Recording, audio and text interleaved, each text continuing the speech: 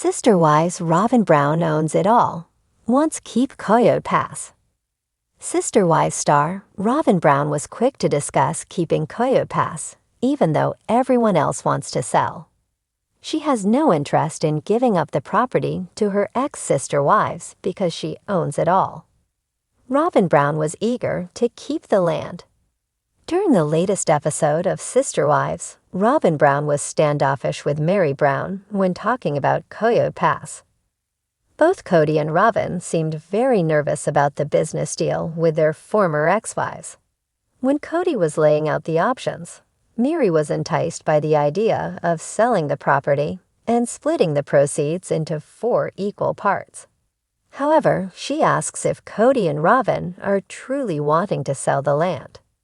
Cody is torn by the idea since the initial dream has fallen apart. However, Robyn eagerly asserts she doesn't want to sell. Mary insists they get an appraisal, but Robyn has every reason to keep the land because it is technically all hers. Robyn Brown wants to keep Coyote Pass because she owns it all. On Reddit, fans point out that Robyn Brown has every reason to want to hold on to Coyote Pass. First, a user says, Robyn owns all of Coyote Pass. Then they add, I see a lot of the discussions about Cody's name on every parcel, but there is an important part missing here.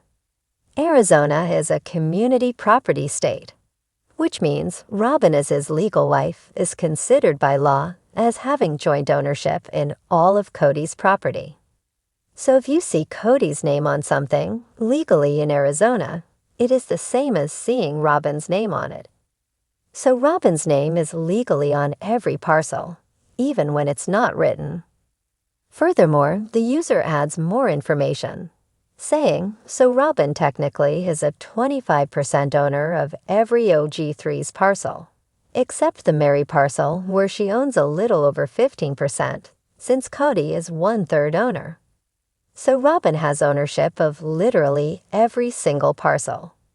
Vegas was also a community property state, but Utah was not. So that divorce from Mary and marrying Robyn was yielding a lot more than an adoption. Robyn wouldn't even have to fight for Cody's assets. They are automatically hers, in a divorce or otherwise, and thus automatically her kids. Anything that would be exempt from community property, even before marriage, would still go to Robyn via all of her kids, especially after the adoption. Commingling of property.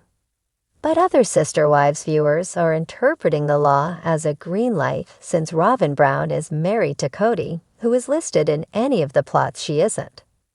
The commingling of assets needs assessing to determine if Robyn has ownership.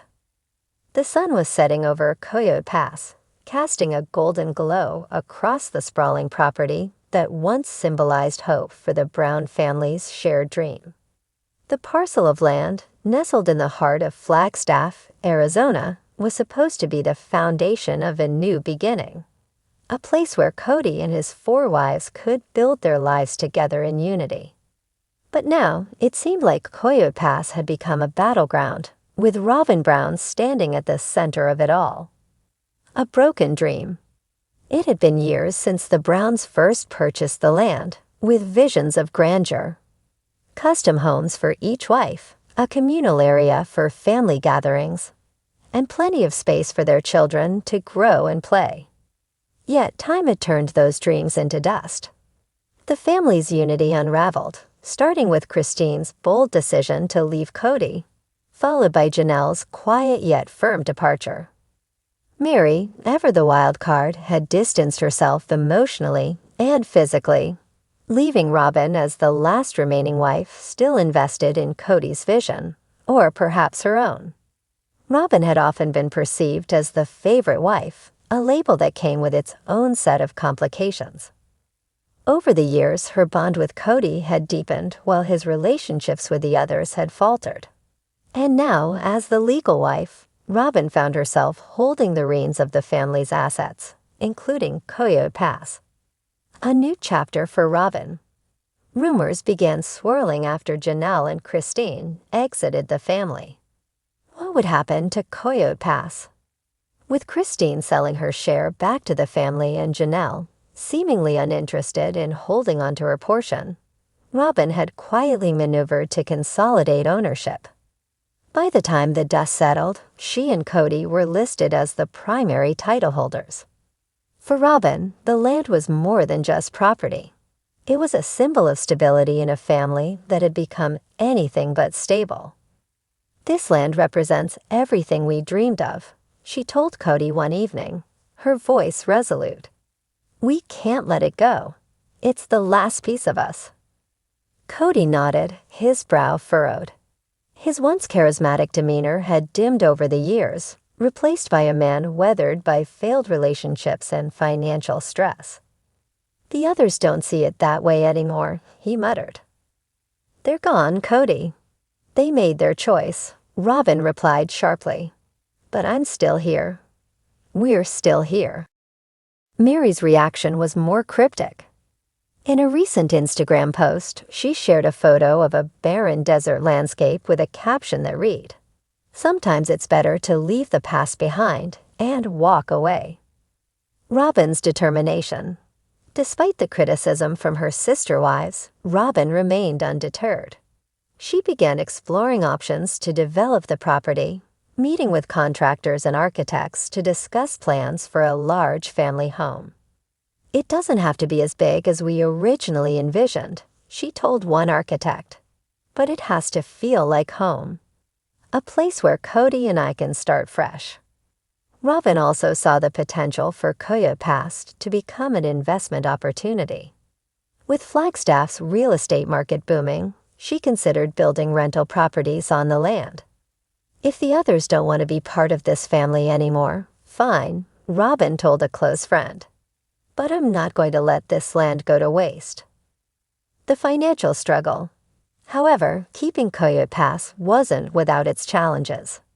The property taxes alone were steep, and with the family's reality TV income dwindling, Robyn and Cody faced mounting financial pressure. They had already taken out loans to cover previous expenses, and Robyn's online jewelry boutique had struggled to generate significant revenue. Still, Robyn was determined to find a way. She began exploring alternative funding options, including refinancing the property and applying for business grants. "This is our future," she said during a family meeting with Cody. "We just need to push through this rough patch." Cody, though supportive, couldn't hide his doubts. "Do you think it's worth it?"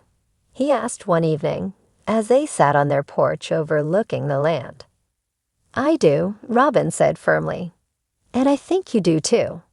We've lost so much, Cody. This is something we can still hold on to."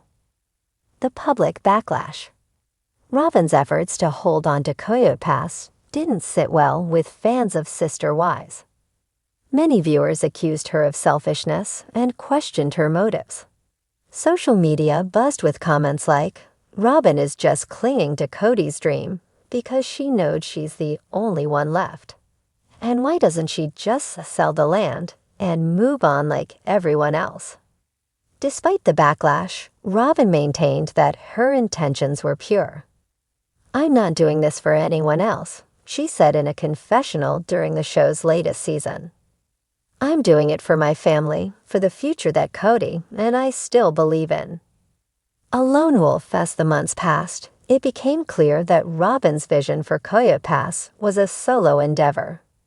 Cody, though present, seemed increasingly disengaged, often retreating to his own thoughts. Meanwhile, Robyn poured herself into the project, juggling meetings with contractors, managing finances, and fending off criticism from both her former sister wives and the public. But as the first foundation was laid for a modest new home on the property, Robyn stood on the edge of the site and smiled. She could see it, the life she was building for herself and her children, away from the chaos and division that had plagued the family for so long. The final word. For Robyn, keeping Coyote Pass wasn't just about preserving the family's legacy. It was about carving out a new chapter for herself in a world that often felt hostile and unforgiving. Whether her efforts would pay off remained to be seen, but one thing was certain. Robyn Brown wasn't backing down. "I know people will judge me," she said in one of the show's final episodes of the season. "But I'm okay with that. At the end of the day, I'm doing what I think is right. And that's all I can do." With the future of Coyote Pass in her hands, Robyn was ready to face whatever challenges came her way. One step, one decision, and 1 acre at a time.